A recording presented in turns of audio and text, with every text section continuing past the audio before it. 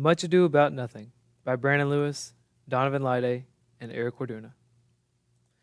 This is Brandon Lewis reading. The play starts as a messenger brings news to Leonardo that their soldier friends are returning from battle. Leonardo is the lord of the Italian town Messina. He lives there with his daughter, Hero, and Hero's cousin, Patrice. Leonardo prepares a welcome feast for his returning friends, Don Pedro, Benedict, and Claudio. As the soldiers reach Leonardo's home in Messina, Claudio quickly falls in love with Leonette's daughter, Hero. And Benedict and Patrice continue their witty running commentary. As the story continues, Claudio and Hero confess their love for each other and decide to get married. When Hero and Claudio have confessed their love for each other, secretly, Patrice and Benedict have also fallen in love. However, Don John, the bastard brother of Don Pedro, and his companion Braccio have decided to try and disrupt everyone's happiness. Don John's plan is to have Braccio make love to Hero's maid and her serving woman, Margaret, in Hero's window while Claudio watches. As Claudio watches, he believes he has watched Hero betray him and becomes outraged, just as Don John plans.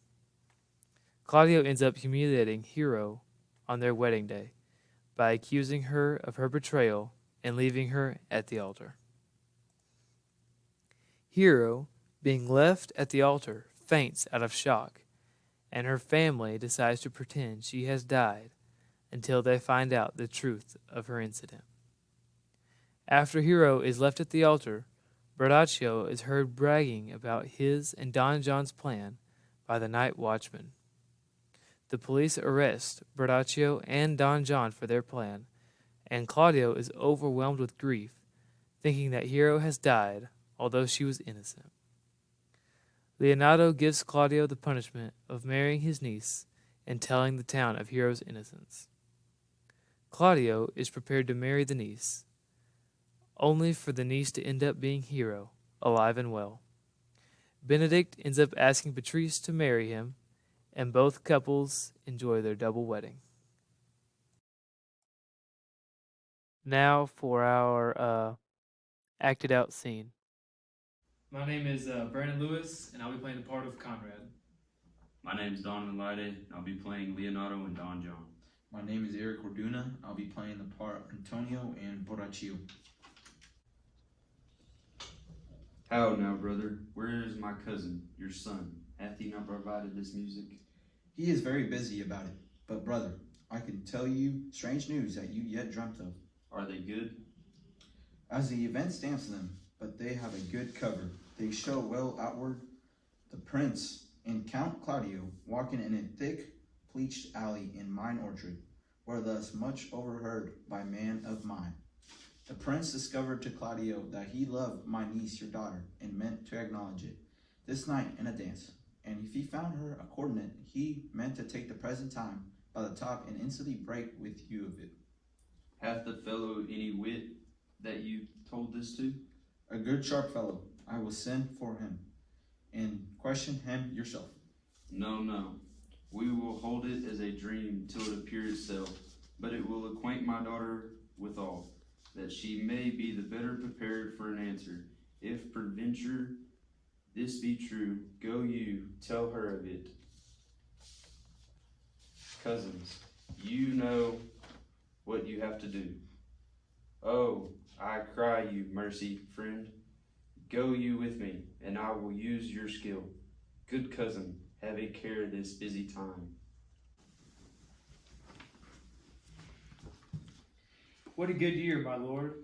Why are you thus out of measure sad? There is no measure in the occasion that breeds, therefore the sadness is without limit. You should hear reason. And when I have heard it, what blessings brings it? If not a present remedy, at least a patient sufferance.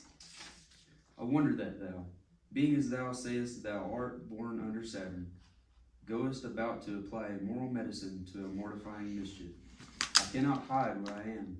I must be sad when I have cause and smile. at no man's jests. Eat when I have stomach, and wait for no man's leisure. Sleep when I am drowsy, and tend on no man's business. Laugh when I am merry, and claw no man in this humor. Yeah, but you must not make the full show of this till you may do without controlment. You have late stood out against your brother, and he hath taken you newly into his grace. Where is thou impossible, you should take true root, but by the fair weather that you make yourself. Is it needful that you frame this season for your own harvest? I had rather be a canker in a hedge than a rose in his grace, and it better fits my blood to be disdained of all than to fashion a carriage to rob love from any. In this thou, I cannot be said to be a flattering honest man. It must not be denied, but I am a plain dealing villain. I am trusted with a muzzle and enfranchised with a clog. Therefore I have decreed not to sing in my cage. If I had my mouth, I would bite it. If I had my liberty, I would do my liking. In the meantime, let me be that I am, and seek not to alter me. Can you make no use of your discontent? I make all use of it, for I use it only. Who comes here? What is the news, Bracho?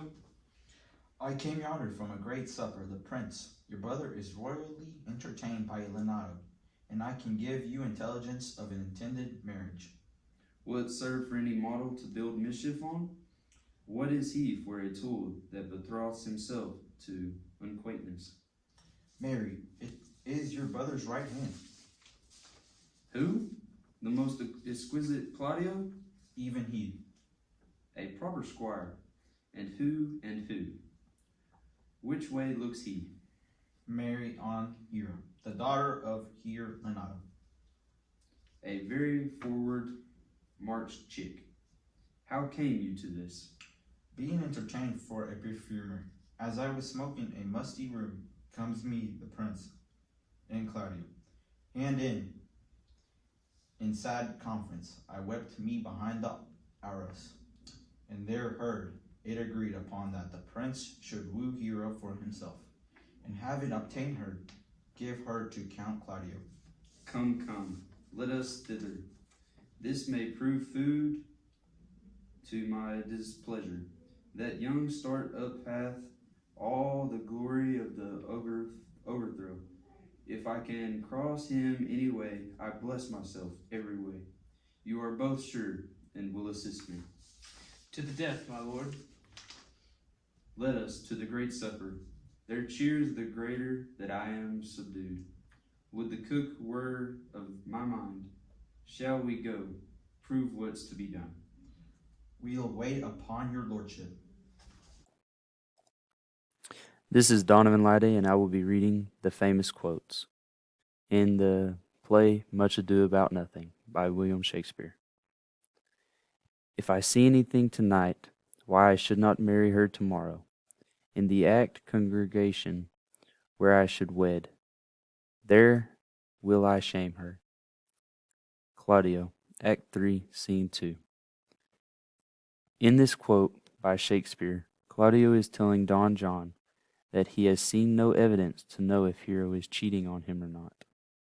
He tells Don John that if he does see something that changes his mind, he will publicly shame Hero at their wedding altar. Don John and Barracchio's plan is to show Claudio that Barracchio is in Hero's window making love. Barracchio will be seducing Margaret, Hero's serving woman, and not Hero herself. Don John and Barracchio's plan works, and Claudio thinks he has seen Hero committing an act of adultery with Barracchio. I do much wonder that one man, seeing how much another man is a fool, when he dedicates his behaviors to love, will after he hath laughed at such shallow foils in others, become the argument of his own scorn by falling in love, and such a man is Claudio. Benedict, Act 2, Scene 3. In this quote, Benedict is mocking Claudio for falling in love with Hero. This is one way Shakespeare demonstrates irony in his plays. This piece is ironic because Benedict falls in love with Beatrice. This may prove food to my displeasure, that young startup hath all the glory of my overthrow. If I can cross him any way, I bless myself every way.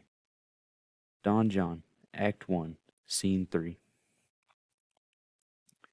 Here, Don John is admitting his hatred for Claudio, and how when Claudio goes through hardship, it brings him pleasure to watch.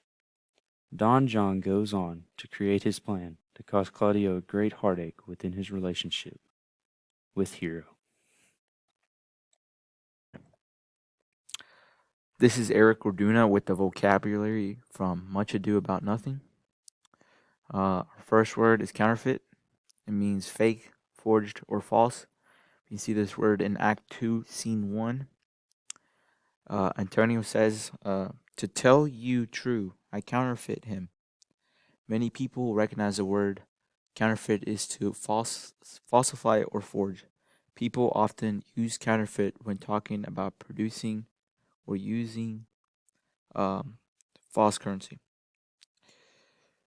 Second word here is disposition, and characters, qualities, attributes. We can see this word in Act 2, Scene 1. Hero uses the word here. He is of a very melancholy disposition. Hero is talking about the qualities of one of her friends. Disposition is often used to describe how a person is portrayed by others. Third word is warrant, to justify an act or belief. See this word in Act 3, Scene 3. Prince, he says, come, you shake the head at so long a breathing, but I warrant thee, Claudio, the time shall not go dully by us. The prince is trying to comfort Claudio for feeling how he does, saying her actions warrant his behavior. We got our fourth word, vex, to annoy, make uncomfortable. We see this word in Act 2, Scene 2. Borrachio states, proof enough to misuse the prince, to vex Claudio, to undo Hero, and kill Leonardo. Look you for any other issue. Borrachio is using the word vex to describe how he wants to make Claudio feel very uneasy. Last word is melancholy. Melancholy, feeling of sadness, depression. We see this word in Act 5, Scene 1.